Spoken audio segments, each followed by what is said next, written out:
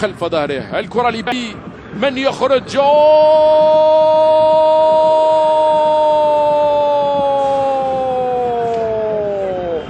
هل هو من أضاف الثالث؟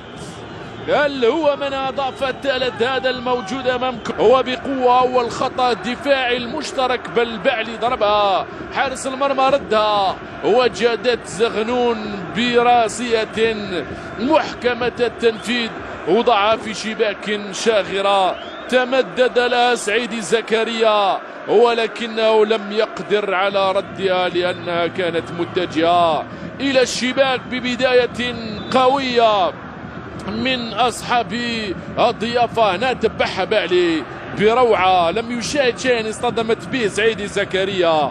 انطلاقة لبوسالم، مروان يحتفظ بها، بوسالم يلعب قصيرة، رايعة منه بوسالم، رايعة منه بوسالم. يا بوسالم، يا بوسالم، إنه الثاني، إنه الثاني،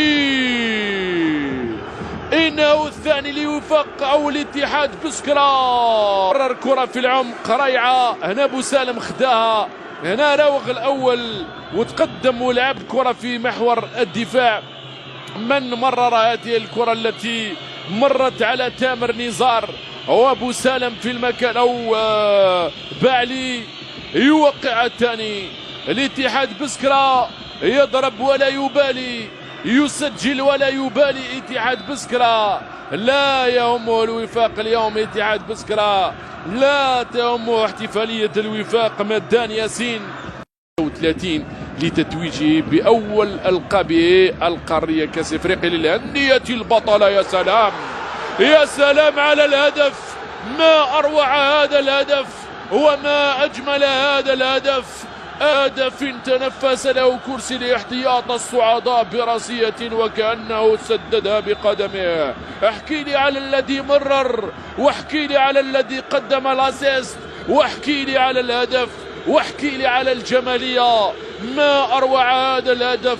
إنه الكوتشينج، إنه سليمان رحو. وكذلك في وقت كنت أتحدث عن ثقة أنصار الوفاق بعودة فريقهم، ولا في مرمى الوفاق في هذه اللحظات راح يعني يخرجوا من المباراة. كنا نعترف ونحترم ونقدر الأسماء التي مرت على الوفاق، ونقدر ونحترم ما قدمه الوفاق وما يقدمه للكرة الجزائرية.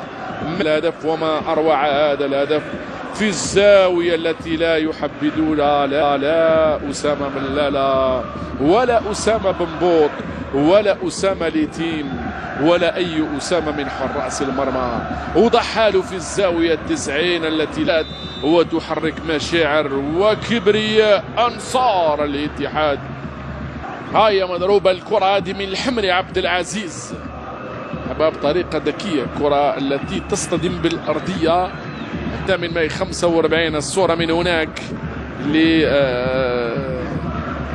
حتى الأنصار يصنعون الأجواء الرائعة حتى ننصفهم أنصار الوفاق، وهذا الكراكاج يردون به ربما على ما يصنعه أنصار المولودية.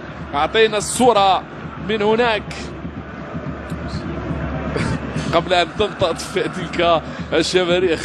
كوليبالي يسترجع الأولى والثانية، يدور يسدد.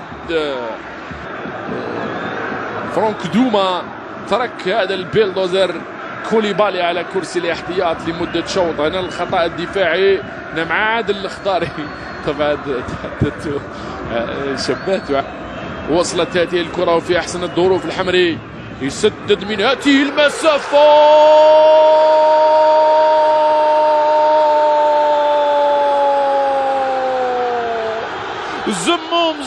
زموم وقعنا فيها كل السيناريوهات.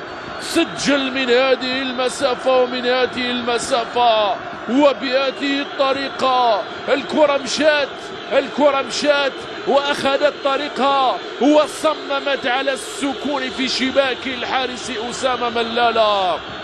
تحدثنا وقلنا بأن الكرات التي تصطدم في الأرضية في الأجواء الباردة التي تكون فيها الأرضية مبللة والله صعبة حتى على بوفون وحتى على إيكربيل، ولكن يبدو بأنه حضر الكثير لفريقه في الشوط الثاني.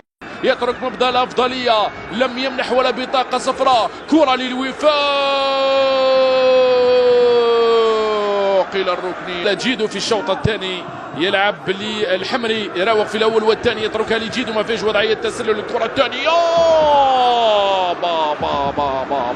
ملالا، ردة فعل رهيبة من أسامة ملالا. يا ملالا قال لا في كرة ياسين يطو.